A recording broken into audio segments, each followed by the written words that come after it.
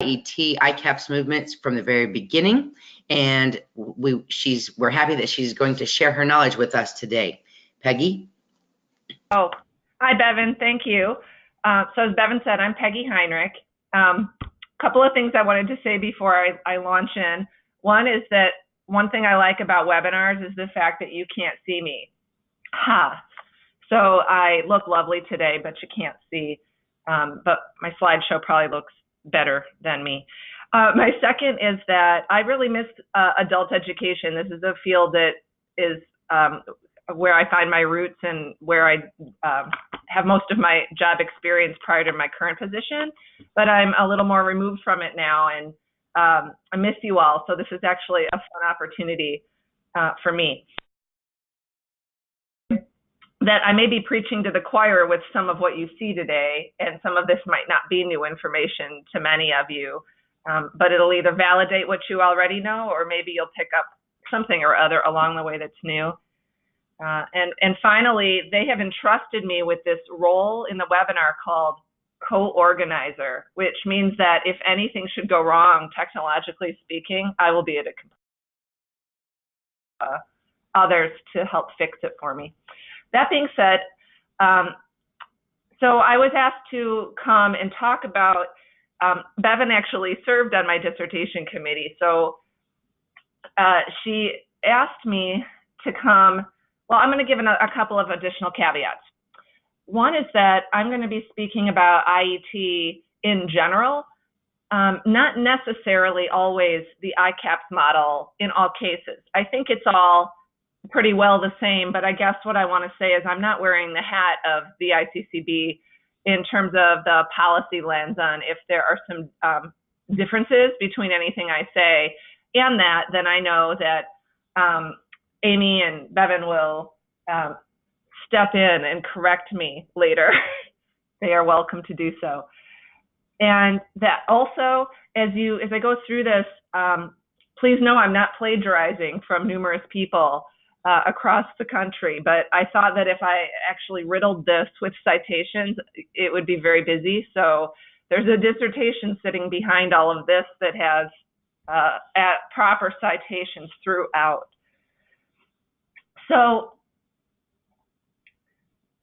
this is the lengthy name of the dissertation itself: Integrated Education and Training Program Development and Implementation Strategies for Community College Administrators. And the goal of that was, I found that one of the things that I felt for me was lacking as Accelerating Opportunity came on the scene originally were practical guidelines and resources to help somebody who's actually at the ground level trying to implement a program like this. And that, you know, even the broad categories seem to me to be at, I don't know, too high or too general of a level. So the guide was meant to get people thinking about those factors at a more practical level. I'm going to just give you, I'm not going to spend a lot of time talking about Elgin Community College, but that is where I am. And just to situate this, so as I talk about anything about our model, you understand our size and things, see if it's similar or not. So in the spring semester, our enrollment, we served just over 9,000 students. We're a Hispanic serving institution. We have a large proportion of our students who are Hispanic, Latino, Latinx. Yeah, we're an Achieving the Dream Leader college, military friendly. So I'd call us a fairly urban community college, but we have a really varied district in terms of some rural and some more urban areas. As far as the pathways that we offer at ECC, this is a list of them. So these came on at different periods of time. So we started with welding. I think they're kind of in order as to when they rolled on the scene. We offer CNC operator, dental office aide, HVAC pathway, basic nurse assisting, paired with phlebotomy. They can do it separately, but we try to package it together. Industrial maintenance technology, and then in the future, we'll be implementing a sterile processing certificate program as well. Our certificates that we offer, if you consider BNA and phlebotomy as bundled, then they're all in the range of 11.5 credits to 20 credit hour certificates.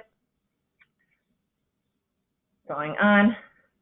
The staffing for our program for ICAPS, we have a full-time curriculum compliance coordinator, And then we have 2 full-time specialists, which I'd equate most to a career navigator position, and split into the 2 areas you see, manufacturing, construction, one for healthcare. That was made possible. We did not always have that. In fact, we fell at one point during the budget crisis, just sort of fuddling along for a while with this kind of support. But we obtained a Title III Strengthening Families grant a couple of years ago. And that infused us, it sort of saved us and allowed us to make a multi-year plan to expand and carry ICAPS to greater scale.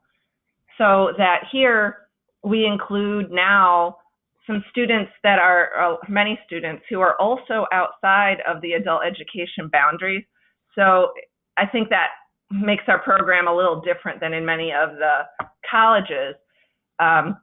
So we still have our adult education students, but they are a portion of the students served.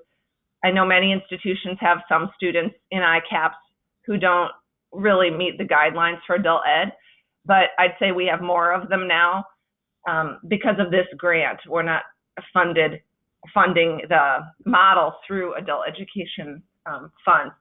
We also embed these Thriving in the Workplace seminars that are really dedicated to talking about career readiness. And these were once an actual class that we required in the program and embedded it in the schedule. Now these are, I'd call them seminars that are taught by these student support specialists. Okay, we're gonna see if this works. This is a little video. It's only 60 seconds long, bear with me. I don't know if you'll hear it or if you'll just hear me. All this reflects is a timeline of kind of how we grew. And I thought it was a good excuse to use a little video. We had to produce it for something else. So this just shows that we started in 2010 through Recovery Act funding, a little bit before Accelerating Opportunity came about in 2011. And at that point, that took over as our funding source for the initiative. In 2012, we added our CNC pathway. In 2012, later on, we added our dental office aid pathway. 4th pathway was HVAC. We had something we piloted called the ACE program, which I won't be getting into today. We're not doing it currently. We added that Thriving in the Workplace in 2015. Then we had the budget crisis where we muddled along for a little while but retained the program. And then we got our $2 million Title III grant. And so since that time, we expanded to those other pathways that you saw referenced earlier. Okay. So these are the sections of the dissertation really that Bevan highlighted that she thought might be of interest. So there's some other information on compensation and things like that in that document. If you're ever interested, Bevan has that document, as do I, that can be shared. So the first section I wanted to talk about was the cohort model. So abundant research showing that cohorts work well and help students hold each other accountable for attending. They share transportation, childcare, they mutually support each other, and they sort of gel and create a bond and stay together through the duration of the program. It also fosters global skills, critical thinking, problem solving, teamwork, creativity, and innovation. It's important to maintain a positive culture in the cohort. So one bad apple, our experience, is one bad apple ruins the bunch. So if you really have a chronic behavioral issue going on in the cohort, it really needs to be addressed. And one way to do that is by setting up the behavioral expectations really clearly at the onset and then holding students accountable to maintaining that if they want to stay in the program. Also, just as you're doing orientation and team building, that you be mindful of the fact that we're working with adult students. So we learned the lesson early that, some activities are, less desirable than others for a group of adults. Also that you want to understand personnel limitations in the sense that support staff in the program are not licensed counselors, but as you know, in working with adult education students, the needs and the barriers are there. And so there's a fine line between helping students navigate those and supporting them deeply with knowing when you need to engage a counselor or a wellness professional or somebody else on campus to give them the kind of support they need. So don't overstep your role. Also, I have in here whole class versus embedded. So that here what I'm talking about is that really if it's possible in your model to build a cohort-based model where all students are together for the whole program, for all classes, with the whole class comprising the cohort, that really that's the ideal. So, you know, we in the beginning had to embed our adult education cohort within a CTE classroom, for example. So there'd be a mixture of students served. And so those other students that weren't in ICAPS, they'd rotate, you know, they're not taking all of the courses in the sequence. So it really can impact that cohort-based nature. Also, many of those students wanted to be a part of it, wanted to join, you know, and figuring out who you're going to let in and who you're not are challenging decisions to make. So if you're large enough, your enrollment's healthy enough to do it, a whole cohort is a good idea, we think. So length and intensity of the program. So first, that we set up the program as prescriptive block scheduling, not allowing students to take, you know, any old welding 101 course, but the one dedicated to ICAPS, the one with the team teaching element, and creating a whole block schedule from the start. So students aren't picking and choosing. You're recruiting them and you're sharing the schedule from the onset, what courses are comprised. And, you know, it's sort of based on the premise of that cafeteria model where students pick and choose what they want to take, and that research showing that kind of flexibility has a downside, that there are too many pathways and options, poorly explained opportunities, disconnected support services, and students drop and they waste money on unnecessary courses. Also, that the program is built based on certificate-bearing programs and stackable certificates that really ought to go somewhere and build, so that students might leave and exit and obtain employment after they finish ICAPS. Hopefully they do that and continue on to a higher level certificate and degree opportunities. So in terms of intensity of a program, so Washington's IBEST model identified originally, when all of this sort of launched, IBEST, on which Accelerating Opportunity was based, that family sustaining wages correlated to completing a year of post-secondary education and an industry-recognized credential. And they called that the tipping point research. And Jenkins found that 2 semesters plus a credential, students who did 2 semesters and a credential earned substantially more than students who completed 10 credits or less. So one of the things I know I experienced early when working in this initiative in our state is that people were all over the map. Colleges were all over the map in terms of how many credits they wanted in their program. And, you know, many wanting, you know, smaller certificates to be allowable as well. I'm not sure what the current state is in terms of number of credits in the certificates currently in ICAPS in our state, but that is why we lean toward those more substantial certificates because of this research base. And at the time, ICCB had a threshold of 12 credit hours, or you needed a waiver. Not sure exactly where that stands today. That can be an Amy or Bevan chime in later. It's still at now. Say that again. It's still at 12. All right. Thank you. I think that's what I want to say there. So also that from the very get-go, when you're developing that class schedule, the support course, which if not required, it might be required now, was highly recommended in the beginning. that's distinct from the CTE time as sort of your basic skills support teacher, covering instruction and expanding on skills in order to support what's going on in the content classes, that you build that in as a requirement from the start, and also intentionally within the class design. In other words, it's not very effective when CTE sets their schedule, hands it over to you, and you have to kind of cobble together from the adult ed side, okay, where are we going to stick a support course in a way that makes sense for supporting instruction and that students can do. Rather, sitting down collaboratively to say, let's design a schedule from the start that meets students' needs is better. So to that point, joint course scheduling. So at least in our experience, our career tech programs have long-term had their own, I guess I'd call them entrenched class schedules.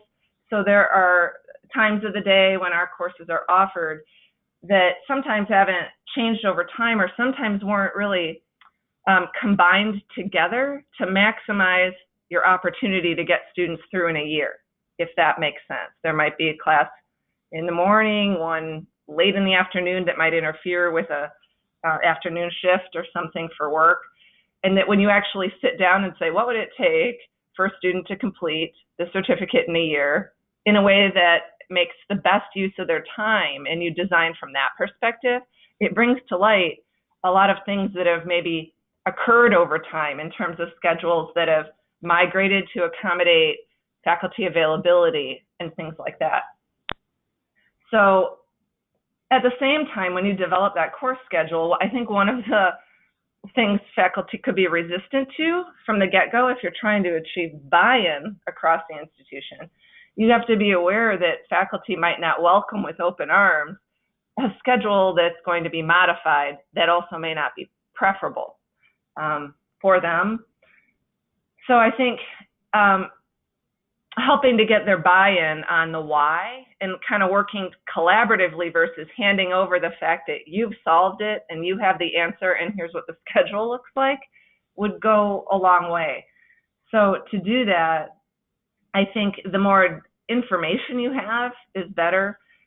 Sharing data on student availability, you know, if you know how many, let's say, of your ICAP students work and what those schedules are, kind of showing that so that they're seeing what the barrier would be for participation, that if they impact ICAP students, probably impact their other CTE students. And if you can show those conflicts, and also just large gaps between classes, if you were to illustrate your attempt to try to build a schedule, and you're seeing, you know, the need for a student to stick around for 4 hours of downtime, that can be compelling because, you know, the program itself has an interest in increasing their completions and getting students through. So if you work as partners and assume the best and that everyone had good intentions, I think that works better. And I think also if you can, I don't know, you might even be able to hand over some of that responsibility in terms of designing. If you were to give a parameters, let's say, to CTE side of the house. So if you know that there's certain hours of availability, generally speaking, for students, and what days of the week, and then parameters like, you know, no excessive break time and other things. They might be able to design something themselves that fits their faculty availability, but also fits within the parameters you give them. And the other is, and most might be doing this, I don't know, but if you have a 2-semester program, at ECC, we typically don't establish a 1-year committed schedule. It's usually semester by semester. Ideally, you want to have your full committed schedule for the program identified from the get-go. So when you recruit students, they can commit, and that you're not going to run into the second semester and suddenly they're no longer available because their work, you know, won't permit them to be there at a different time of day that they weren't anticipating. So working with CTE to try to develop a full committed schedule for the program duration, I think is a good idea. And then also in looking at the course schedule, I think considering your issues of day versus evening, that's one that we really wrestled with. Our programs are of enough intensity that in most cases, it's, I think, really difficult to fit them into an evening schedule when you start adding things in, like the support course, like these Thriving in the Workplace seminars and things. So we ended up migrating, I think, largely or entirely right now to a daytime program, which obviously isn't as desirable for students who have daytime working hours. Also, sometimes it's difficult for us a lot of our full-time faculty, many of whom we want to have supporting this initiative and teaching in it, have a daytime schedule versus many of the evening who are taught more by adjunct faculty. So those are factors just to be considered in trying to identify what your schedule is going to look like. So just some words about maybe exceptions and fidelity to the model. So commitment to the cohort model, full versus partial participation. What I'm talking about here is there are students who may want to do ICAPs and they're really interested, but they might ask for, let's say, an exception of a certain course, or they can do all of it, but they can't do this one. And can they go pick this one up with a different cohort in a different semester? Or can they go take this one in the evening when it's not part of the ICAPS program and doesn't have the support or the model? I guess I think that we do this occasionally, but this isn't really, I wouldn't recommend it. I think it's a slippery slope by our experience. It starts to damage the cohort. It can damage your outcomes because it's no longer pure that those students are receiving the full intervention, I think. Yet you want to, work with students. You want them to be successful. But again, you're trying to maintain fidelity to a model that works if you are embracing it fully.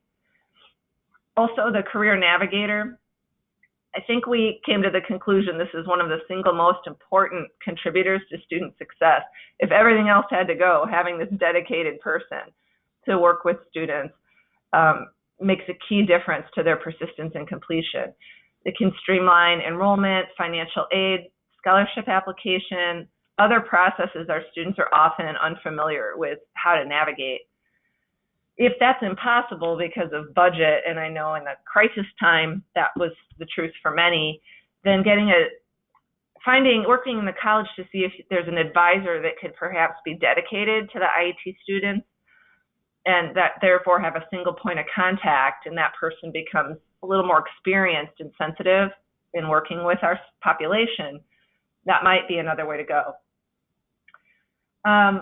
Maintaining sufficient faculty overlap time. So I'm referring to time spent in the CTE classroom with the adult ed and the CTE faculty there together.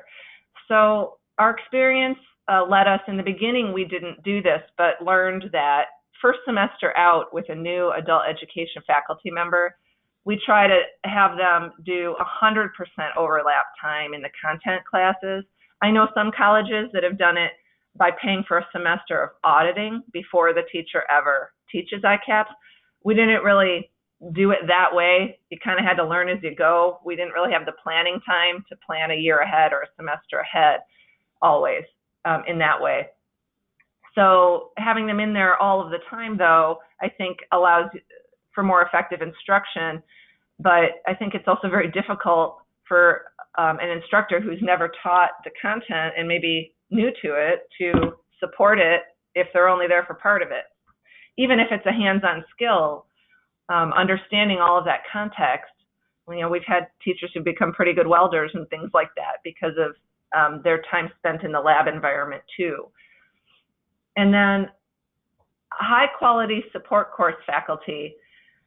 So I think that what I'm trying to say here is, I know that in some cases, when it's really hard to find someone on the adult education side to teach in ICAPS, that exceptions sometimes are made. So let's say a CTE faculty member might say that they're available to also teach the support course. But if you do, part of the reason the model works, and I'm really generalizing, so forgive me, but that our CTE faculty are really strong in content knowledge and usually very good at active learning because it's often really hands-on. But what the adult ed faculty member brings is this experience in basic skills instruction and in teaching adults and in breaking down material. So you really, I think, are better served finding somebody who brings that skill set to the table, and that is a reason, I guess you'd say, for the model. And last I'd say here is just to identify and stay true to the requisite skill level. So it's a little tricky to figure out what skills a student really needs for each program you offer. It's not cookie cutter, at least we found, across the board. And so skills that you might need to be successful in the welding program are very different than the basic nursing assisting phlebotomy program. One might require more math than the other. One might require better communication skills for the other. If that's an essential skill, is working with people and speaking. Those are different kinds of skills. So if your institution, let's say, just has a blanket prerequisite for a program, try to figure out if that's accurate and true and necessary for students to be successful. So I'm going to talk about that a little more in a bit, but what I want to say is when you identify, though, let's say the bottom threshold for a skill set, but you have interested students who fall below that skill set, I'd be really hesitant to make exceptions to let those students in.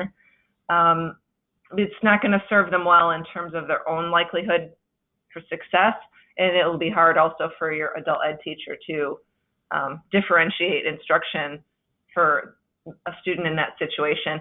That would be one of the reasons to design a bridge program that could serve as a feeder into your ICAPS model. And I'm not going to talk about bridge programs in this presentation. That's a separate topic I know that you all have heard much about.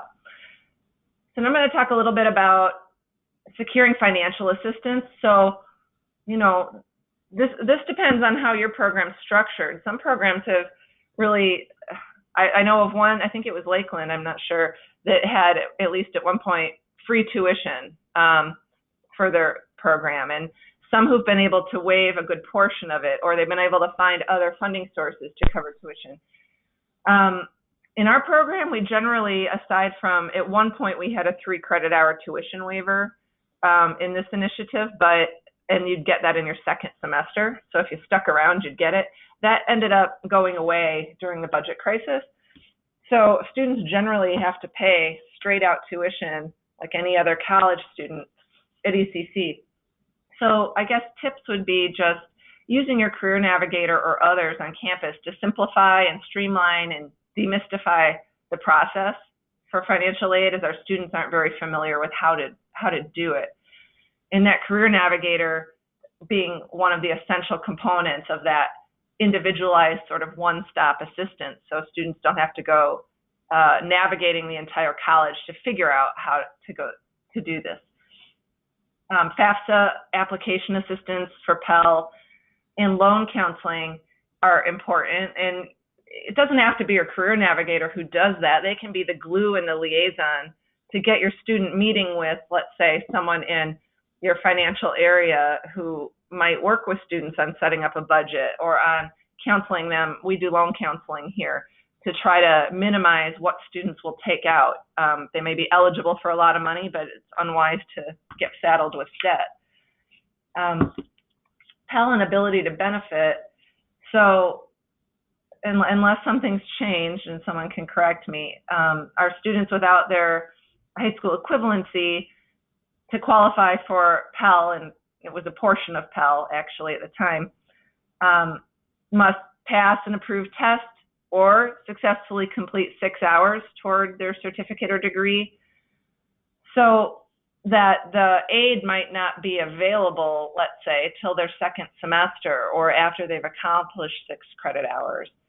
And that it's only available for students in a model like this in IET.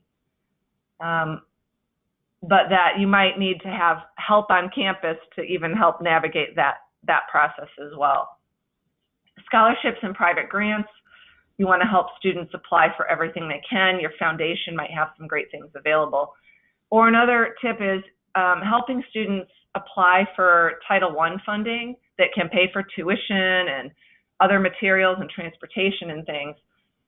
They may be eligible, but typically our experience was if students had to go, to downtown Elgin or something and apply, they typically never actually made it through because they'd forget some piece of paper, and it ended up becoming enough of a barrier that they just weren't making it through the process. So here we have a screening process, our application process on campus. They're not housed here all the time, but they have a dedicated schedule when they come out each week, really, and meet with students and screen them for eligibility to pay for their tuition. Also, your college might have a waiver of some portion of tuition. As I mentioned, we used to have one for this initiative, but now we have one if you get your high school equivalency or finish the highest level of ESL, you get a 3-credit-hour waiver, which could be applied to this initiative. Or you can work with students if they're on the self-pay, help them set up a really realistic budget for themselves so that they don't fall behind and have that serve as a reason why they have to drop out of the program.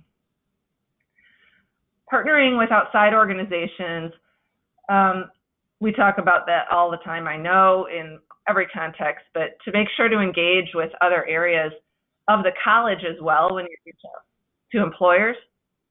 This doesn't have to be a go it alone from adult education, and you don't want to step on everybody else's toes in your college who might already have relationships with employers. That's a lesson we learned early on. So, kind of collaboratively figure out who's doing employer reach out. But they can do interviews, they can give input to your curriculum. You can use the advisory councils on campus and become a part of that. It might lead to apprenticeship opportunities or internships. You can be speakers in your class. You might end up donating equipment and materials to your CTE program, which is a nice output.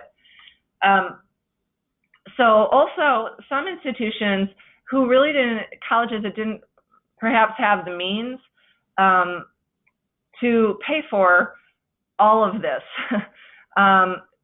can partner externally. So you might have a community-based organization, for example, funded for adult education. Some of you might be on the phone. I see Stephen Alderson on here, who can teach that support course and the basic skills component and be a partner to you on campus so that perhaps the college isn't paying for the whole ICAPS program itself.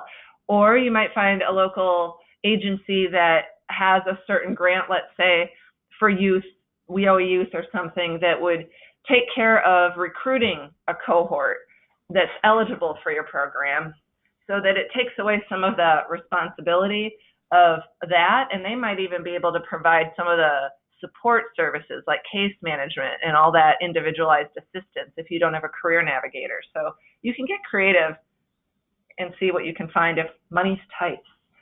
So this is about selecting what pathways you're going to cover and how do you make that decision. So for us, we found factors to consider would be fields that are in high demand, where there are good jobs that lead to family-sustaining wages, and there should be opportunities for advancement within those fields. Labor market information is a critical component in figuring that out. The first bullet, for example, are data that provide general information, but that might not be as detailed or locally relevant as you'd be looking for. We found tools, MC is what we use at ECC, or Burning Glass for some. They can provide more detailed and local information. So you can get unemployment, demographic data on educational attainment and population. You can get occupational data by region. It's customizable by geographic area.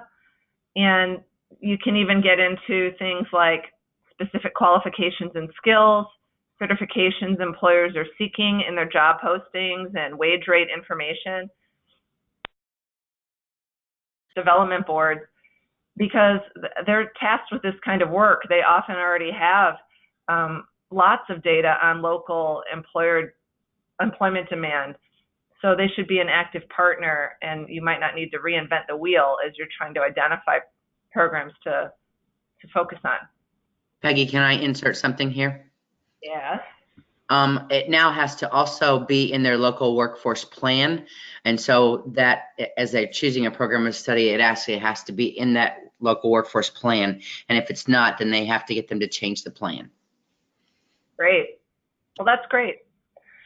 Okay, and then I'm going to talk a little bit more about that. So we talked about this a little bit, prerequisite and placement scores, and trying to figure out what skills are really necessary. Sometimes a CTE program might have some sort of, particularly in health professions for us, for example, there might be an entry requirement for us, it's the PSB exam, that is really kind of high, that maybe sometimes is even a challenge for other students, but particularly for our adult ed students who may not have been in a classroom that taught some of these skills in a long while, to score high enough to otherwise enter the program.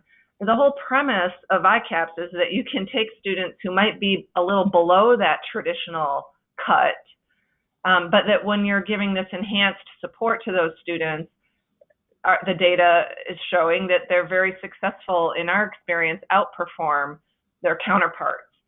So trying to kind of challenge that a little bit, or maybe try a pilot approach. That's what we did in the beginning. Let's pilot lowering the entry requirements for this program or that program, and then measure the success of students and a thing, so it doesn't feel like you're kind of coming in from adult ed saying, make an exception, make a lower standard, and not to mistake the fact that you're not reducing rigor in the program at all. You're just providing extra support to students.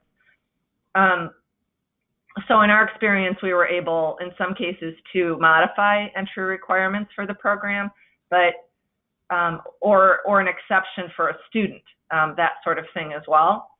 But one thing that is highly recommended would be to really get in there and work with CTE faculty to look at their learning outcomes and the required skills, look at the textbooks and the exams, and trying to hone in on what are the real skills students need to walk in the door with in reading and math and writing, so that if you're building a bridge program, you know what that is, and that you screen for it one way or the other appropriately, because you don't want to set students up for failure.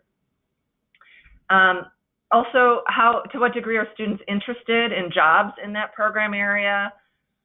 Another factor we found is, if that CTE program that you're interested in is completely full and has a wait list and it's bursting at the seams, it might not be necessarily the first program that I would pick.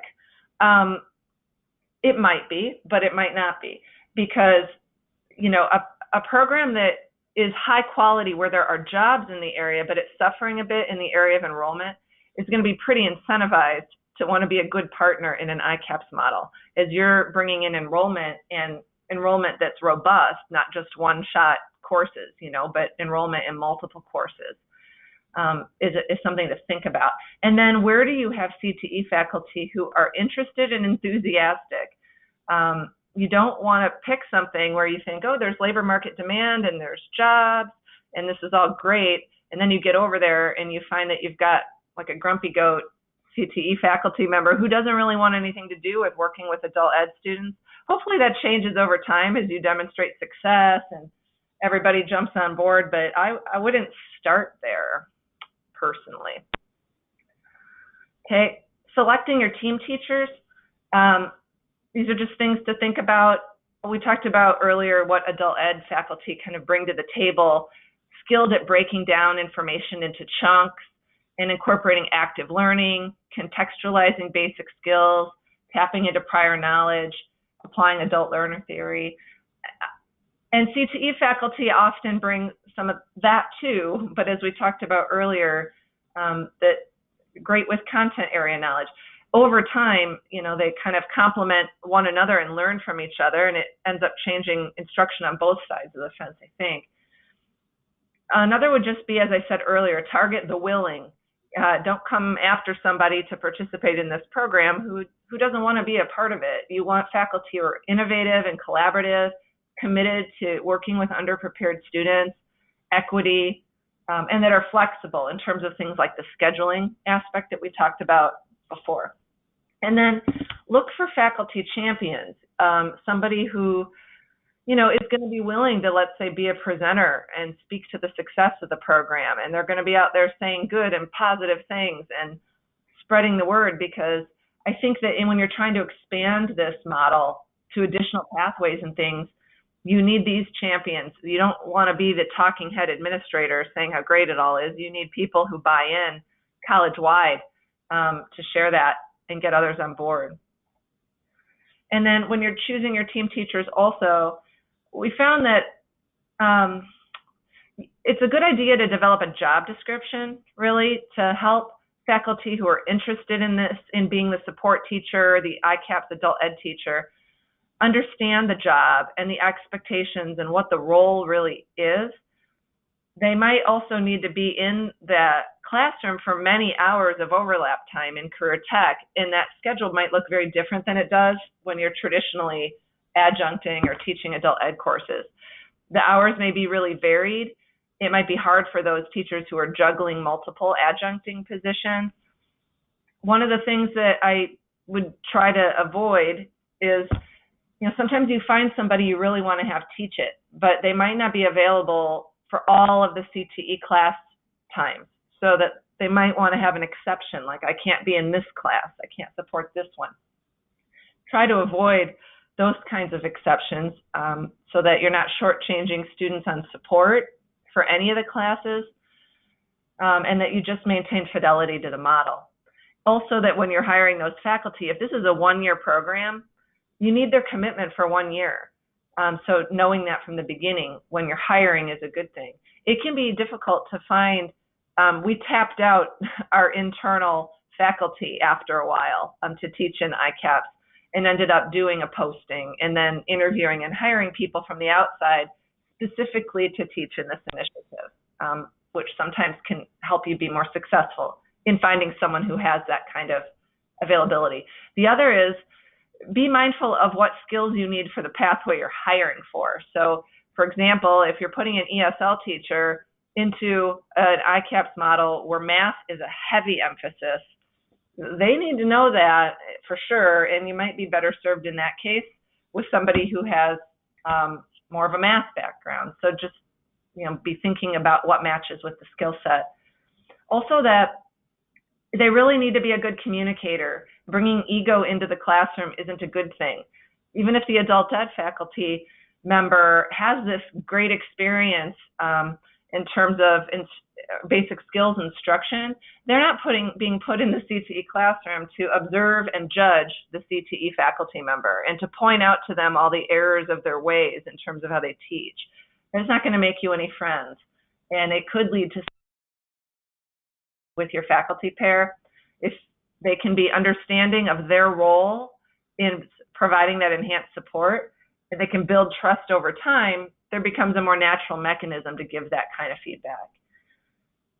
I know I'm keeping track of the time. I'll leave a few minutes for questions. I have a few more slides. Just about cultivating support in your institution for this model and community support. So for us anyway, one of the great successes I think was that making a really intentional effort to spread the word about this program. It takes a lot of time actually, and it takes a lot of energy, I think, to develop presentations, find student speakers, collect and analyze your success data, and then where you want to share it.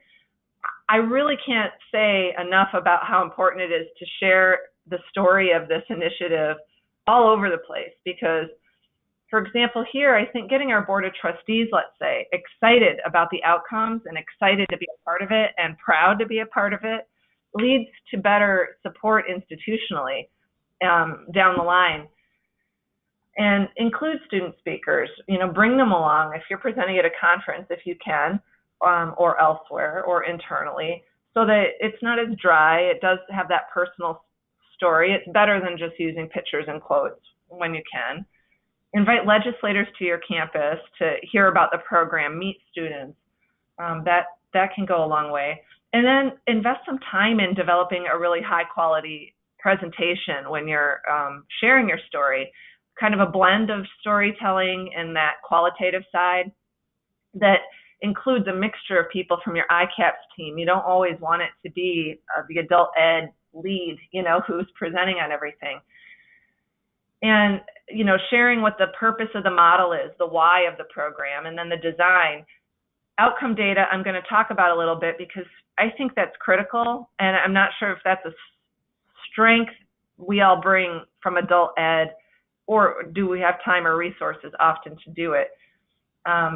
So I'll share a little bit more about that. So also culture shift in your institution. Adult ed still has, as many of you I'm sure experience, some stigma in terms of what our students are capable of. Are they lower than? Are they going to draw down the rigor of the program?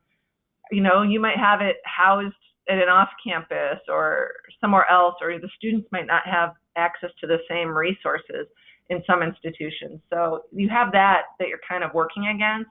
I guess my suggestion is we really try to just not make assumptions of that and not play the blame game. If you kind of walk into it saying, if people understood adult education, they would want these students to be successful. They just don't know a lot about it. So kind of partnering up and becoming a team with others in the college that are outside of adult ed, I think is the best way to go. Let them help you plan it. Even if you're behind the scenes saying they don't really know adult ed, it's an opportunity to kind of educate each other. So, there might be things from those other areas of the college that are logistical concerns, because for ICAPS, again, you might have a career navigator who's kind of a one-stop shop for all these things like admissions and testing and that and that. There could be resistance even on campus to that. Is that, having students participate in becoming an active owner of some of their process is a good thing and kind of meshed well with the philosophy of our registration area. So for example, your career navigator might help them register for classes. That doesn't mean that they have to do the registration for their classes. They can walk down with them to your one-stop center and, be with the student while they're signing themselves up online for classes, things like that, so they learn the life skill. I think that can go a long way. And then, Gladwell's law of the few, just remembering that having one champion or a small group that are impassioned about this model can spread positivity and keep building and building and building and gaining more champions until that becomes the norm. And having senior level commitment from your institution is also a critical factor. The next just 3 slides, I think, and then I'm almost through here, are just examples for you. I'm not going to spend a lot of time going through or working on updating it now, but I want to share with you when you're presenting and using outcome data. I'm going to just show you examples, and you may have something even better, I don't know, but that have worked well for us. One is, I know this is a little messy to look at, but this is GPA data, and it compares those in the ICAPS program to students in the CTE program who are not in ICAPS or traditional CTE. So you can see we've got CNC, we've got dental, we've got HVAC, we've got welding. Each line, each bar here is a cohort. They started in that semester. And your purple people are in ICAPS. And then this is your GPA here. And generally speaking, if you just look at this visually, you're going to see that just generally speaking, it's really comparable in terms of the average GPAs. So we're just trying to illustrate that there's no assumption to be made that students in ICAPS are going to. Another, though, that has been, I think, much more helpful has been about completion. And this just shows you that students in ICAPS, again, each bar, it represents a cohort that started. And we blended together all the pathways. So this is all ICAPS students, regardless of pathway, represent a bar. this is their completion of a certificate within their first year of enrollment in their CTE program. And you can see the percentage of the ICAP students who complete in their first year versus this is the traditional or non-ICAP students who actually complete. And obviously some of these students don't come in here with the goal, but I think many of them would or should, or were they advised properly? Did they self-select? Did they just fall off the map? It really goes a long way to showing what this program does for completion. It also is a financial argument in your college to show what kind of revenue this model, you invest in it, but then it pays off. Students are taking more credit hours and more tuition dollars are being generated. This little group over here is just adult ed students who weren't in ICAPs at all, and how likely they are to transition into and complete a certificate percentage.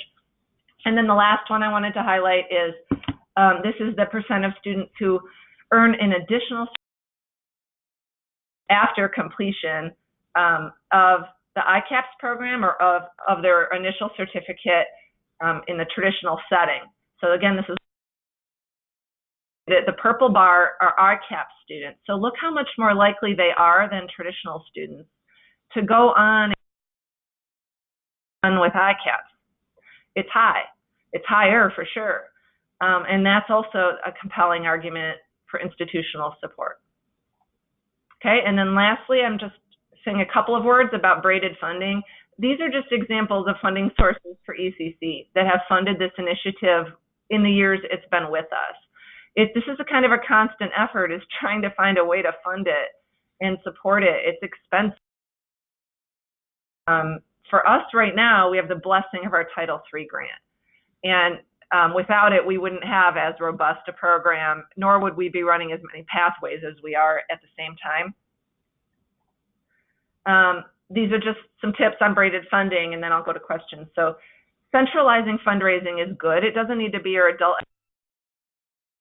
It would be better to work with your institutional grant writer and your foundation and come up with a common plan for how you might seek external funding to support it. Also, of course, different funding sources, they don't all want to pay for the same thing. So you might be able to break down your initiative into different pieces that could be funded by different entities. For example, a private donor might want to sponsor just a cohort of students, their tuition or all their materials or supplies or loan or textbooks, etc. Again, when you demonstrate your success and get institutional support, you might have some portion or all of your program get funded by your institution ultimately in the end. And then there are resources out there to help you identify grant opportunities. I listed a couple here from Jobs for the Future. This is no slight, Bevan or Amy, if you all have developed a guide, which you might have out there also for braided funding and that kind of support. So I welcome questions or anything that Bevan or Amy or anyone might want to add. So Peggy, this is Sarah. We do have one question from the audience. Lori Martin wants to know, do adult ed ESL students transition into ABE, ASE, and then into ICAPS, or are they able to transition directly into your ICAPS program successfully? So in other words, do they have the requisite English language skills to enter the ICAPS? Yeah, that's interesting. I mean, I would say Elizabeth Hobson's on the phone too, so if she wants to chime in, she's from here and now is our Dean of Adult Ed, so I'm going to let her also help. From my experience, many of our second language learners who are in the ICAPS program, many of them really were at that point of being kind of tapped out in the levels of the ESL program, so would be classified really as having transitioned into ABE, ASE level, so that they'd be sitting on the books like an ABE, ASE student as far as their support course enrollment, but really they are a second language student. So I don't know if that answers your question. I mean, I think that many times students and it depends on the pathway. Like I said, some of the programs, particularly, let's say health professions, dental is in my mind, where a key skill there focuses on oral communication. So that's the more necessary skill, let's say, in that pathway than maybe it is in some others. So that would vary.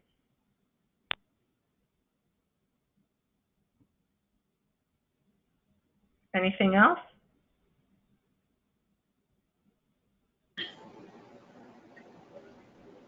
Okay.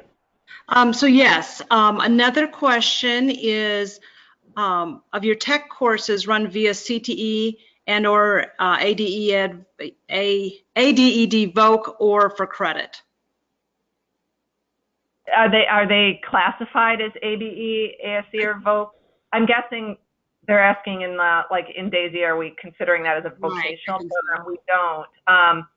I mean, we don't for the support class and whatnot. It's actually set up as, let's say it's a 3-credit-hour adult education course that we have, submitted and approved that it is kind of like the ICAP support course. But then we can use it in a contextualized fashion for any of the pathway areas without having a new approved course on the books. I believe that's still how we're doing it. And that, that it's really approved, let's say, for all of those. We don't use it classified as a vocational program, but ABE, ASE, ESL, so that depending on where a student's coming in from the adult ed side, we kind of cross-list sections, let's say, so that a student can be reported and captured, but that they are all together in the ICAPS classroom. If that answers that question. And then another question for you. How many of your, you talked about that not all of your students were adult ed students. So like how many of the number, what kind of percentage do you have of adult ed students versus other students in your ICAPS program? Yeah, I wouldn't be able to actually give you a percentage rate at this time. I mean, Elizabeth's on the phone if you're able to tap her in. I think it's pretty low, I'm going to tell you. Especially when you're, and we made it available to other CTE students that faculty were saying would all benefit from the model. It's harder to go and recruit and market and attract your adult education students into enrollment. That's got to be an intentional effort. So we've been having conversations on making sure that remains an intentional effort within our program. So then going back to the other question about your support course and being listed in DAISY, just a clarification, is the support class set up as an ASE class in DAISY? Are you there? Yes. I lost the last part. Is it set up as a what? So the support course, is that set up in DAISY as an ASE class? Yeah, I think that the way that we did it prior anyway was that, yes, it is, but that it's also, it would be set up, I think, primarily as an ASE class. If we had a student, I think we had it previously set up also as an ESL section, so that, again, if we have an ESL student in there, we could put them in there, or if it's an area that extends down below ASE level, we have an ABE course in there that we can classify students in as well. Okay. And Peggy, I'm not ignoring your calls for Elizabeth Hobson. I don't see her listed here. I don't know, maybe she had some. She might have gone off the line. She was on here. I saw her name earlier, and she just might have fallen away. Yeah. Yeah. So I didn't want you to think I was ignoring that. So another question: are the welding courses, for example, offered via CTE? Is any part of the course block offered through credit? I'm not sure if I have that right, but I mean, in terms of understanding the question, none of our CTE programs that are in the initiative are non-credit. These are all credit offerings. So the only, non-credit element is the adult ed support course and our Thriving in the Workplace seminars. Very good, thank you. And I think we have one hand raised. There's another question, Sarah, that they said that they don't have a Title III grant, but regardless of that, how many students are you serving per year across your pathways? And I think you had a slide at the very beginning that kind of said that, Peggy. I'm not sure. It was in my notes, Bevan, and let me see here. Hold on. People just ignore me. I think it's around 70. Just in my head right now. You broke up. What did you say? Okay. I think that we served around 79 students in the last year in ICAPS. Across all your pathways. Across all pathways. So yeah, it's not always, enormous enrollment, but Okay. I know that's always a challenge for many. Okay, Lisa, I think you're unmuted if you have a question. Oh yes, I did type it in there. Oh, okay, all right. I don't know if it was possible to have a copy of your presentation because our boss is not able to attend today, and he was interested in what I could learn about this presentation for Morton College. Well, yeah, I'm sure that they'll make it available. I'll send an electronic copy over to the service center and they can work their magic. We will do that. Amy, we'll make it available, right? Yes. Okay. It is being recorded, so everything will be made available, and along with a lot of other resources on our website. So yes, and we'll also send out notification once it's posted to all of you who have participated to let you know that it is posted and the link to find it. Great. Peggy, if there are no more questions, we want to thank you greatly for sharing all of your experience and your knowledge with us today, and information from your dissertation as well. So with that being said, we'd like to